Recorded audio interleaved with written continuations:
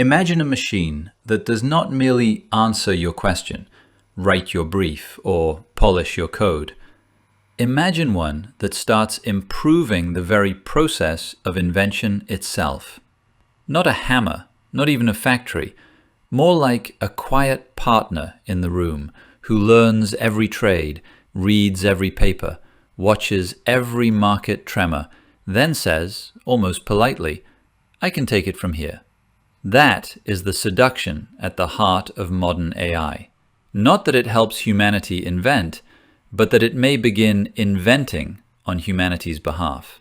And once you let that creature through the front door, mate, you don't get to pretend it's just another appliance. The phrase a lot of people reach for is I.J. Good's idea of the last invention. Back in the 1960s, Good speculated that if we ever built a machine smarter than humans at designing better machines, that machine could trigger an intelligence explosion. Recursive self-improvement. Bit of a mouthful. Even a kangaroo could trip over it. But the core idea is dead simple. If intelligence can be used to build more intelligence, the loop can tighten. Faster tools make better tools, which make faster tools, and so on. Now, to be fair, researchers do not all agree that this unfolds like some neat sci-fi detonation. Some think progress comes in lurches, bottlenecks, energy constraints, data limits, regulation, compute shortages, all that jazz. But Good's idea still grips people because it points to a nasty asymmetry. Human civilization improves itself slowly.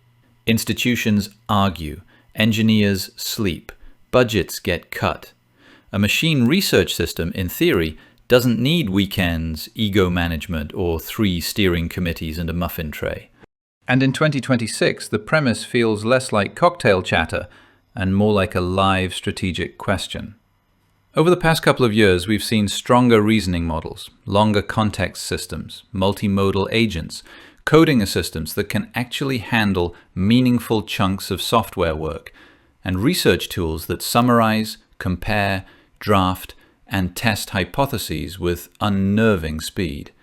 Not perfectly, we'll get to the cracks in a tick, but enough to change the mood in labs, firms, and ministries. Knowledge work is where the temperature rises first. Customer support, legal drafting, software maintenance, financial analysis, marketing ops, internal reporting, procurement, compliance triage, bits of medicine and science administration. More and more of it is being automated, or at least compressed. One worker plus a decent model plus a growing stack of agents can now do what used to demand a little team. That's not total replacement. It's more slippery than that. It's task capture, slice by slice. What makes this moment especially intoxicating is that AI is no longer just a passive oracle. It can call tools, browse, chain steps, evaluate outputs, revise plans, and act inside bounded environments. People love to say agentic now. Sometimes they mean real autonomy. Sometimes they mean a chatbot with a to-do list and a wristwatch. Still, the direction matters. Once systems can reliably observe, decide, act, and check their own work across digital spaces, invention itself starts looking less like a sacred human monopoly and more like a workflow waiting to be optimized. That's the seduction. The last invention is not necessarily one dramatic machine rising from a humming bunker. It may arrive as a swarm of very useful systems that become research assistants, engineers, analysts, negotiators, and eventually designers of their own successors.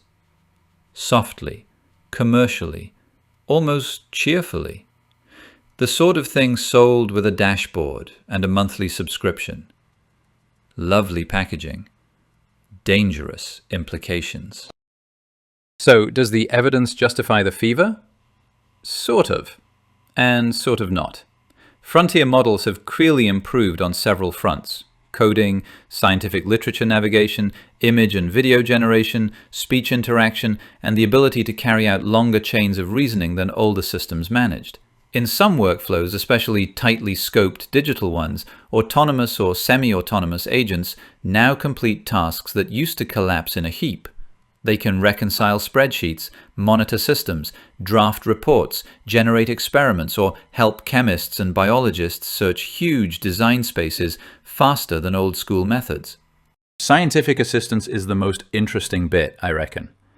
AI can help propose protein structures, sift papers, suggest materials candidates, design experiments, or automate boring lab and analysis work. That does not mean it understands science the way a great human researcher does, but it can accelerate the drudgery and widen the search. And in invention, reducing drudgery is half the trick. History is full of geniuses throttled by paperwork and dead ends. But here come the fault lines. Planning remains brittle, reliability remains patchy, models still hallucinate facts, mishandle edge cases, overconfidently fake competence, and struggle when tasks stretch across time, tools, and changing goals. They can be dazzling in a demo and sloppy in production. I've seen this in the same way an old trail bike can purr in the shed and cough its guts out halfway up a fire road, looks heroic till gravity joins the meeting. Embodiment is another break. A lot of digital intelligence does not translate cleanly into the physical world. Warehouses, homes, battlefields, hospitals, farms, these are messy places full of uncertainty, friction, and consequences. Robotics is advancing, no doubt, but robust general-purpose action in the real world remains harder than moving tokens around a benchmark. This is where the camps split.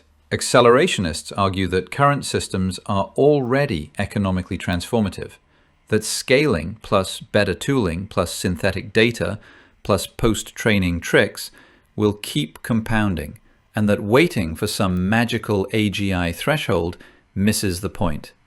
If a system can automate valuable slices of research, engineering, persuasion, surveillance, and cyber operations, then history has already changed.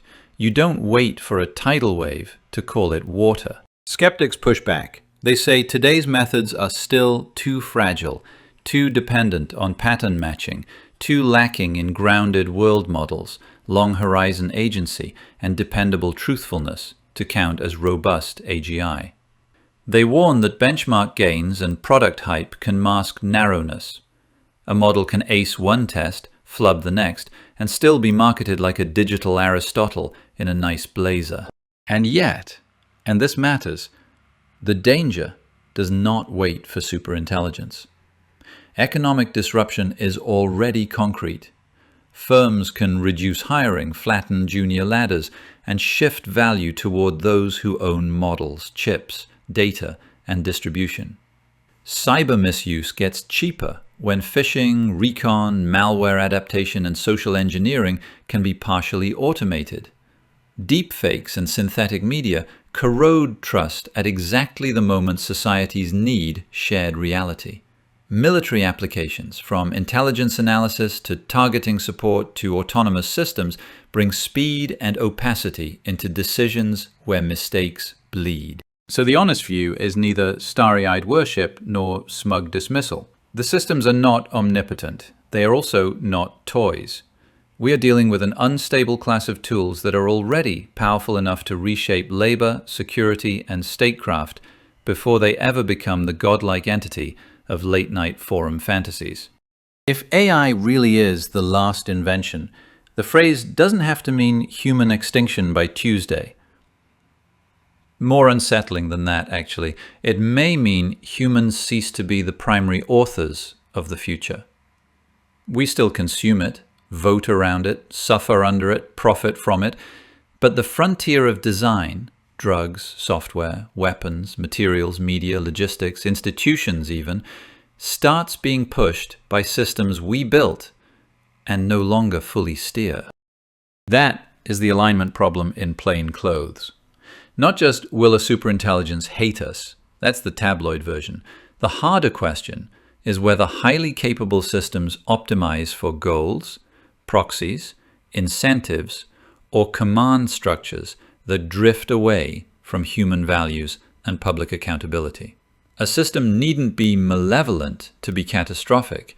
It merely has to be competent, deployed at scale, and pointed at the wrong objective by a bureaucracy, a corporation, or a frightened government. Power concentration makes this sharper.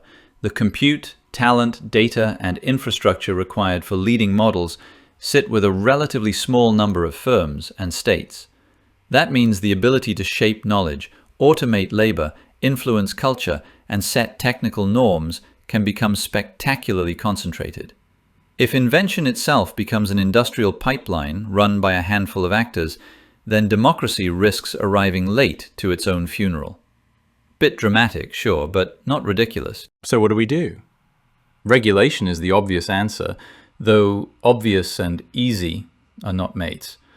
Governments can demand testing, incident reporting, provenance tools, security controls, export restrictions on key hardware, liability for reckless deployment, and clearer rules around military and critical infrastructure use. International coordination matters too, because a capability race punishes caution. If one block slows and another sprints, restraint starts to look like unilateral disarmament in a silk tie. Then again, the argument for slowing down is not hysterical. It says deployment should be paced to safety evidence, not quarterly revenue. If systems can alter labor markets, information ecosystems, and strategic stability, then move fast and patch later is a rotten doctrine. The pro-race argument says the opposite. Progress is inevitable. Defensive uses matter. Rivals will not pause. And the benefits in medicine, science, education, and productivity are too large to leave on the table. I think both sides see part of the board. Racing blindly is foolish. Freezing everything is fantasy. The real contest is over who gets to set thresholds, audits, and red lines before capability outstrips governance. And right now, governance is jogging behind a superbike in thongs. So here's my judgment. AI may be humanity's last invention, not because history ends in one grand apocalyptic curtain fall, but because the job of shaping what comes next may pass to systems that can discover, design, persuade, and optimize faster than we can. Not kings, not parliaments, not inventors in garages, though bless those garages, but machine-mediated institutions with objectives we barely understand. Once that transfer happens, even partially, we are no longer writing the whole script. We are editing margins. And that, my friend, is the sort of threshold civilization can cross while telling itself it's just adopting better software. We'll leave it there. Next time, maybe we look at who really holds the levers. Chips, grids, data centers, the whole glittering supply chain. Until then, keep your eyes open. The future rarely announces itself at the front gate.